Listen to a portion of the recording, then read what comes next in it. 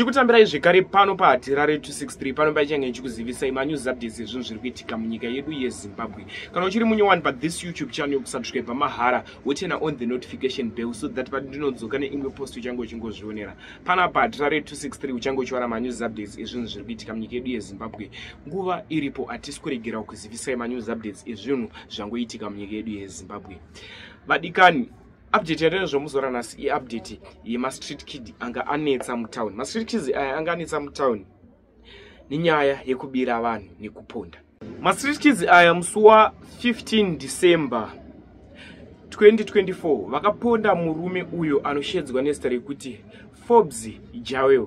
Forbes Jawel murume iye aigara kudziva rasekwa ende aitobva mutown manheru achibvawo kubhawa kwaaibva achienda kumba kwake. Aifambira mumugwagwa waNelson Mandela pakatikati peguta reHarare mutown. Ma-street kids aya kumuponda kwavakamita vakamubvutira bhegi rainge akabereka. Murume uyu mukubvutirwa kwakaitwa bhegi akasvika achidonha pasi nemusoro. Adonha pasi nemusoro akafenda ende munhu aibuda ropa rakawandisa mumusoro. Ivo aya ma-street kids vakabva vatiza kudaro aizivikanwa nenyaya dzekurova vanhu kana dzekuponda vanhu nekubira vanhu zvavanenge vainazvo anonzi most wanted. Most wanted inickname ndo nickname yanozikanwa nayo aiwanzowanika paCopacabana ende vazhinji vainge vakumutya muguta reHarare nenyaya dzekurova vanhu kana kuponda vanhu. Zvese zvaitika, mapurisa akatanga kutsvaga most wanted nemashamwari ake, asi most wanted aisawanika.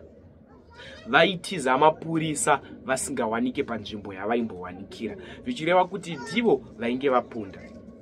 Most wanted akazotanga kuwanika paCopacabana pakazoita vanhu vakanopa tip off kumapurisa kuzivisa mapurisa kuti most wanted takumuwana ari kuwanika panapa paCopacabana. Ndo pakaenda mapurisa kunobata most wanted, asi kamubatirwa wakaitwa most wanted aitonetsa kusungwa kwake, akatozoruma umwe mupurisa zvigumwe izvi akakuvara.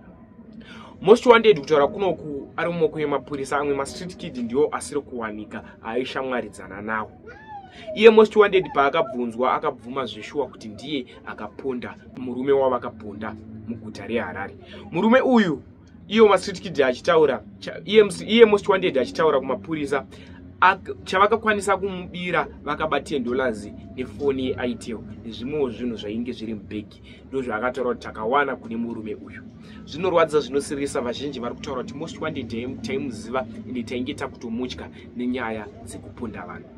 Ndokumburota zvanofuka mucomment section pamusoro penyaya chiko reshipisi kune akaurayiwa Ndazo riri murugare. Kune vese vakabirwa namost wanted vanomuziva, ngatimbotaurei mucomment section tichionesana. Ma-street kid mazhinji achona haana moyo, haana tsitsi nevanhu, anokusiya akuuraya. Wakawasiwa uri mupenyu, tenda Mwari kana wafamba manheru mutown. Much love.